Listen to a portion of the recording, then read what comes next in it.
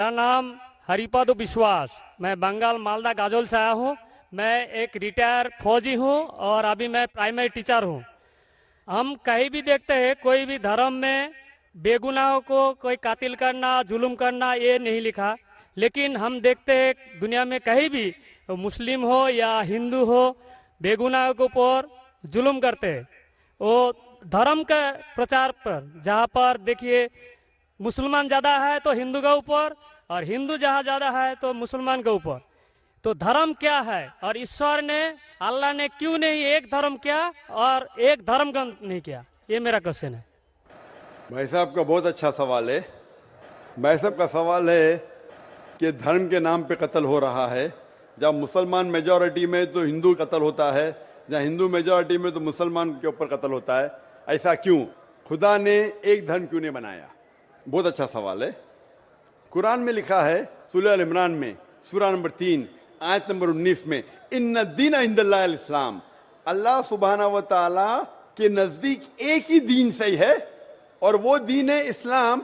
अमन हासिल करना अल्लाह सुब्हानहू व तआला के अहकामात के मुताबिक।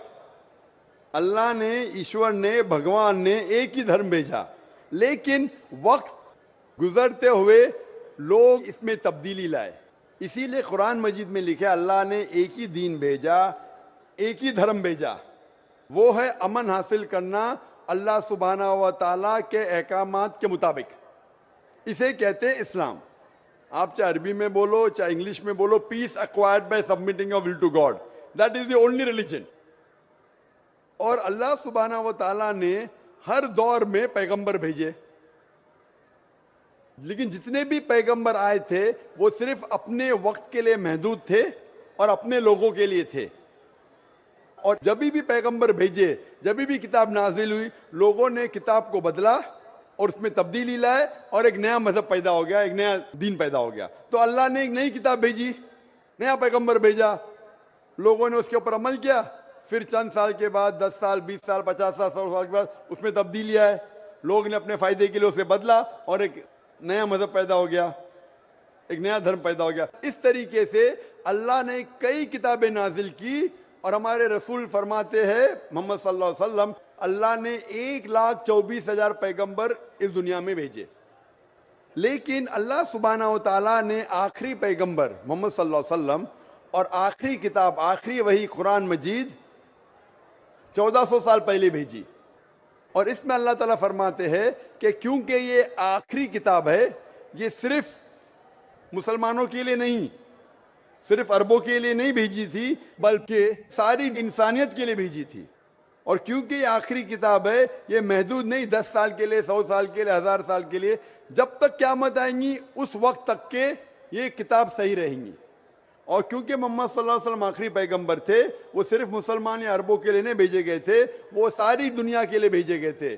तो आज जो भी इंसान है, चाहे वो हिंदुस्तान में है, चाहे पाकिस्तान में, चाहे सऊदी अरेबिया में, चाहे यूएसए में, चाहे इंग्लैंड में, उसे आखिरी पैगाम अल्लाह का, खुदा का, उसके ऊपर अमल करना चाहिए, वो कुरान और आखिरी पैगंबर मोहम्मद सल्लल्लाहु अलैहि वसल्लम पे अमल करना चाहिए। फिर आपको अमन मिलेंगी और इंशाअल्लाह खून खराबा नहीं रहेगा। मैं मानता हूं आपकी बात कि अक्सर आप देखते मेजॉरिटी माइनॉरिटी पे जुल्म करता है।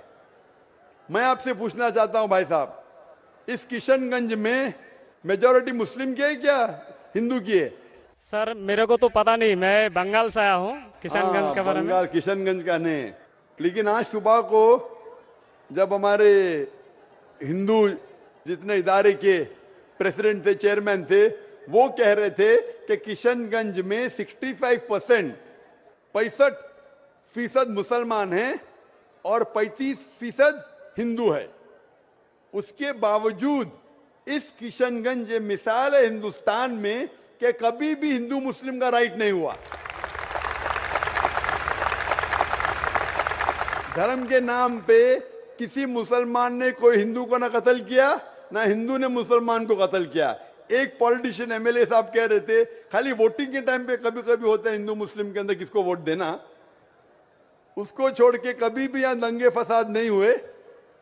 तो ये मिसाल है कि मेजॉरिटी में होने के बावजूद आप देखते कितना अमन है।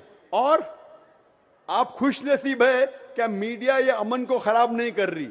میڈیا کو پتا چل جائے گا مسلمان امن سے رہ رہے تو آپ کے امن اور شانتی کو اشانتی میں بدل دیں گی. سب سے اچھی مثال ہے کشمیر. کشمیر میں دیکھو کیا ہو رہا ہے. میڈیا آپ دیکھیں گے, میڈیا اتنا اس کے پیچھے لگ گئی کہ شانتی کو اشانتی میں بدل دی. تو میں اللہ سے دعا کرتا ہوں کہ کشن گنج کا ماحول امن رہے. آپ میڈیا سے بچیے, آپ صحیح دھرم کا پالن کیجئے, انشاءاللہ آپ کو امن اور شانتی ملیں گی. لیکن آپ کے سوال کا جواب یہ ہے کہ اللہ نے, ایشور نے, خدا نے ایک ہی دین بھیجا ہے, وہ ہے امن حاصل کرنا. ایشور بھگوان اللہ کے جو بھی احکامات ہے اس کو عمل میں لانے کے بعد, اور ہر انسان اگر یہ ڈھونڈے کہ صحیح ایشور کون ہے اور اس کا کہنا کیا ہے تو انشاءاللہ دنیا میں امن رہے گا. لیکن کئی لوگ نہیں چاہتے کہ دنیا میں امن رہے, اسی لیے وہ دیکھتے ہیں اس ہمارے ہندوستان میں, ساری دنیا میں ہندوستان ایک ایسا ملک ہے جہاں سب سے زیادہ مذہب کے نام پہ رائٹس ہوئے, دنگے فساد ہوئے.